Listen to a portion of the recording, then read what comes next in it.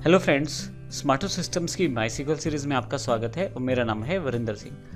पिछले सेशन में हमने देखा किस प्रकार हम अपनी माईसीक्वल स्टेटमेंट्स को रन कर सकते हैं ऑनलाइन और ऑफलाइन दोनों तरह से। आइए अब यहाँ से हम प्रैक्टिकल सेक्शन को शुरू करते हैं माईसीक्वल की। बारी बारी से हम बेसिक से लेकर एडवांस कमांड्स की जानकारी लेंगे और देखेंगे किस प्रकार हम हर एक कॉन्सेप्ट को कवर करने वाले हैं इस पूरे कोर्स में। तो यहाँ पे हमारे पास सबसे पहला जो टॉपिक है डेटाबेस है। अब जैसे यहाँ अगर एग्जांपल देखें तो एक टेबल स्टूडेंट है, एक टेबल लाइब्रेरी है। ये दोनों टेबल एक पर्टिकुलर डेटाबेस के अंदर है। ग्रे सेक्शन एक डेटाबेस को रिप्रेजेंट करता है। डेटाबेस का नाम यहाँ पे कॉलेज रखा है मैंने। आप नाम कुछ भी रख सकते हैं डेटाबेस का, बशर्ते वह डेटाबेस पहले से एग्जिस्ट ना करता हो, यानी कि पहले से आपने वो डेटाबेस नाम ना रखा हो उस नाम से, तो आप दूसरा नाम रखना पड़ेगा, नहीं तो आपको। अब कॉलेज डेटाबेस है, इसमें दो टेबल हैं, स्टूडेंट और लाइब्रेरी। आप किसी पर्टिकुलर डेटाबेस के अंदर ही टेबल बना सकते हैं। तो इसका अर्थ ये हुआ कि सबसे पहले हमें माईसीक्वल में काम करने के लिए एक डेटाबेस बनाना पड़ेगा। डेटाबेस बनाने के लिए आपके पास कमांड्स अवेलेबल हैं जो हमने यहाँ बॉक्स में नीचे दिखाई हैं। यदि आप सिंपल डेटाबेस बनाना चाहते हैं तो आप टाइप कीजिए क्रिएट डेटाबेस, उसके बाद उस डेटाबेस का नाम, जैसे यहाँ कॉलेज दे दिया है मैंने। सेमीकोलन लगाइए क्योंकि ये है आपकी स्टेटमेंट को एंड कर देता है और कंपाइलर को पता लग जाता है कि यहाँ पे आपकी ये लाइन खत्म है या कमांड खत्म है। आइए देखते हैं क्रिएट डेटाबेस कॉलेज को क्रिएट करके देखें किस प्रकार से हम डेटाबेस को क्रिएट कर सकते हैं। मेरे पास यहाँ PHP MyAdmin ओपन है जिसमें मैंने माईसीक्वल के इंटरफेस को खोला हुआ है। मैंने आपको पिछले सेशन में भी बताया था कि लेफ्ट साइड पे यदि आप देखेंगे तो यहाँ काफ़ी सारे डेटाबेसेस दिए हैं, इंफॉर्मेशन स्कीमा, माईसीक्वल, परफॉर्मेंस स्कीमा।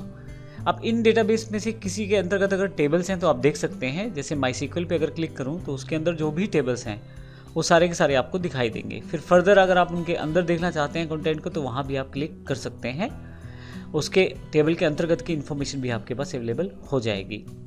मैं यहाँ इसे अभी हाइड कर देता हूँ क्योंकि मुझे नया डेटाबेस बनाना है, तो उसके लिए मैं विजुअली यहाँ से न्यू पे क्लिक कर सकता हूँ। क्योंकि हम माईसीक्वल को प्रयोग करना सीख रहे हैं तो उसके लिए मैं यहाँ क्वेरी बॉक्स में आ जाऊँगा और यहाँ पे मैं डेटाबेस का नाम एंटर करूँगा कमांड के साथ। तो आइए देखते हैं कमांड क्या है, क्रिएट डेटाबेस। मैं क्वेरी बॉक्स पे क्लिक कर देता हूँ। अब जैसे टाइप करना शुरू करेंगे आप देखेंगे कि माईसीक्वल एक तरह से हेल्प कर रहा है आपको टाइप करने में। जो इसका क्वेरी बॉक्स है आपके लिए एक सजेशंस बॉक्स भी लेके आ रहा है। तो मैं यहाँ क्रिएट को सिलेक्ट कर लेता हूँ।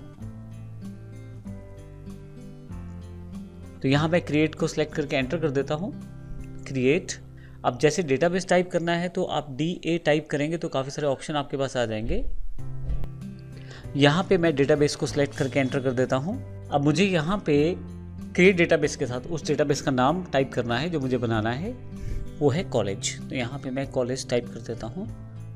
मैंने आपको पिछले सेशन में बताया था कि केस सेंसिटिव नहीं है ये माईसीक्वल की क्वेरीज लैंग्वेज, तो आप बड़े अक्षरों में लिखें या छोटे में कोई फ़र्क नहीं पड़ेगा। तो अभी मैंने क्रिएट डेटाबेस कॉलेज टाइप कर दिया है। अभी मान लीजिए मैं कॉलेज नहीं लिखता तो आप ध्यान दें कि यहाँ पे एक रेड साइन अवेलेबल हो जाता है जो एक एरर को रिप्रेजेंट करता है, the name of the entity was expected. यहाँ पे यदि देखें तो रेड एक क्रॉस अवेलेबल हो गया है, वो ये बताना चाहता है कि आपने अभी नाम नहीं दिया डेटाबेस का। मैं यहाँ से फिर से कॉलेज टाइप कर देता हूँ। और एक अच्छी आदत यह है कि आप सेमीकोलन लगाएं बाद में, क्योंकि जब आप एक से ज़्यादा लाइनों पे काम करेंगे तो फिर सेमीकोलन नहीं होगा तो एरर आएगी आपके पास। तो ये हमारी पहली क्वेरी है। आप लेफ्ट साइड यदि देखें तो इसमें कहीं भी कॉलेज डेटाबेस नहीं है। पहले से बने हुए 5 डेटाबेसेस यहाँ अवेलेबल है। क्वेरी को रन करने के लिए कंट्रोल शिफ्ट एंटर का यूज़ कर सकते हैं या आप गो पे भी क्लिक कर सकते हैं। मैं यहाँ गो पे क्लिक कर देता हूँ। जैसे ही क्लिक करता हूँ मेरे पास यहाँ पे लेफ्ट साइड पे देखें तो कॉलेज जो है वो ऐड हो गया है डेटाबेस बॉक्स में। और शो क्वेरी बॉक्स पे देखूं तो मेरी जो क्वेरी है वो भी अवेलेबल है। तो आप बड़ी आसानी से क्रिएट डेटाबेस कॉलेज के साथ अपना डेटाबेस क्रिएट कर पाएंगे। अब नीचे यदि आप देखें तो MySQL return an empty result set, उसने ये जानकारी दी है कि अभी रिजल्ट एन एम्प्टी है, लेकिन इस क्वेरी ने डेटाबेस को क्रिएट कर दिया है। अब देखिए यहाँ पे आप चाहे तो विजुअली काम करें और चाहे तो कमांड्स के साथ। हालांकि हम जो है माईसीक्वल की लगभग सभी कमांड्स को यहाँ पे प्रयोग करने वाले हैं, लेकिन आप पैरेलली ये देख सकते हैं कि डेटाबेस का स्ट्रक्चर कैसा है, क्या है उसमें क्या नहीं। तो जैसे मैं कॉलेज को अगर देखना चाहता हूँ तो राइट क्लिक करके ओपन लिंक न्यू टैब कर दूंगा तो एक अलग टैब में वो खुल जाएगा। तो जब आप देखेंगे तो इसमें कहीं भी कोई ऑप्शन अवेलेबल नहीं है, केवल जानकारी है क्रिएट टेबल की। क्योंकि हम डेटाबेस में टेबल बना सकते हैं तो एक कमांड यहाँ दी गई है क्रिएट टेबल, और यहाँ देखें तो no table found in database, क्योंकि डेटाबेस अभी खाली है। तो इस तरह से आप डेटाबेस बना सकते हैं। ये बिल्कुल बेसिक कमांड है हमारे पास। कहीं पर ऐसा होता है कुछ लैंग्वेजेस के थ्रू हम माईसीक्वल की कमांड्स को पास करते हैं, जैसे जावा या PHP। ऐसे केस में हमें ये अगर पता नहीं है कि डेटाबेस पहले से बना हुआ है नहीं, ऐसे केस में हमारे पास एक और क्वेरी रहती है जो डेटाबेस बनाने का कार्य करेगी। अब इससे कोई फ़र्क नहीं पड़ता कि ये डेटाबेस पहले है या नहीं, क्योंकि जो अगली क्वेरी हम लगाने वाले हैं वह है create database if not exist.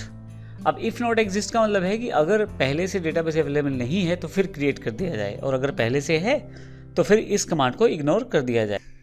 अब इसका बेनिफिट ये है कि अगर कॉलेज पहले से है, जैसा कि हमारे पास अवेलेबल है ऑप्शन, कॉलेज है पहले से डेटाबेस, तो ऐसे केस में नया डेटाबेस नहीं क्रिएट किया जाएगा, क्योंकि पहले से है वो हमारे पास डेटाबेस।